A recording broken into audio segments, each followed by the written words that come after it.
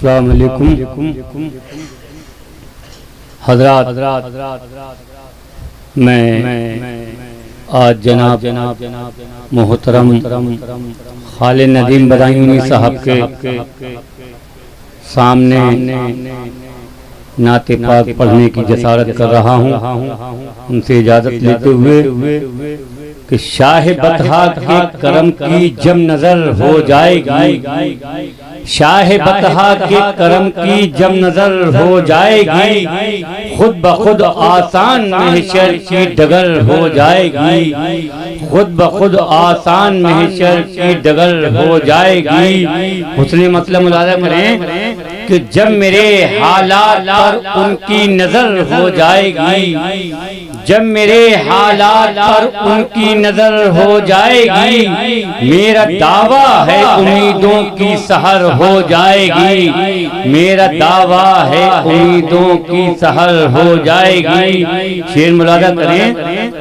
کہ ہم غلامان محمد مصطفیٰ ہیں، اس لیے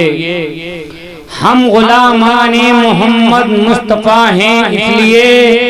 التجا کیسے ہماری بے اثر ہو جائے گی،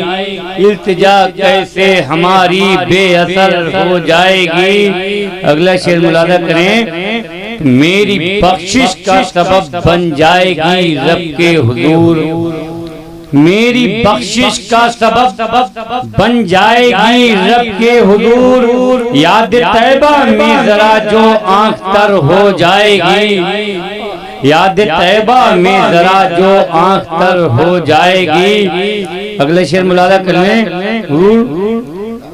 ان کے در کی خاک آنکھوں میں لگا کر دیکھ لے، ان کے در کی خاک آنکھوں میں لگا کر دیکھ لے، روشنی ہی روشنی حد نظر ہو جائے گی، روشنی ہی روشنی ان کے در کی خاک آنکھوں میں لگا کر دیکھ لے، ان کے در کی خاک آنکھوں میں لگا کر دیکھ لے، روشنی ہی روشنی حد نظر ہو جائے گی،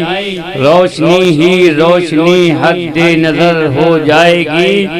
دیکھیں شعر کہ لاکھ ڈوبا ہوں گناہوں کے سمندر میں مگر، لاکھ ڈوبا ہوں گناہوں کے سمندر میں مگر، میری ضامن مدحت خیر البشر ہو جائے گی، میری ضامن مدحت خیر البشر ہو جائے گی، میری ضامن مدحت خیر البشر ہو جائے گی۔ شعر دیکھیں کہ دل میں گر کر لے فروزاں عشق احمد کے چراغ، دل میں گر کر لے فروزاں عشق احمد کے چراغ، شخصیت انسان کی مثل قمر ہو جائے گی، شخصیت انسان کی مثل قمر،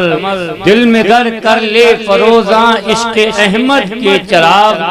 شخصیت انسان کی مثل قمر ہو جائے گی، شخصیت انسان کی مثل قمر ہو جائے گی۔ مقطع کا شعر ملاحظہ کر لیں کہ زندگی کی سب سے افضل اس کو سمجھوں گا سحر، زندگی کی سب سے افضل اس کو سمجھوں گا سحر، ان کے در پر میری صادق جو سحر ہو جائے گی، ان کے در پر میری صادق جو سحر ہو جائے گی۔ السلام علیکم۔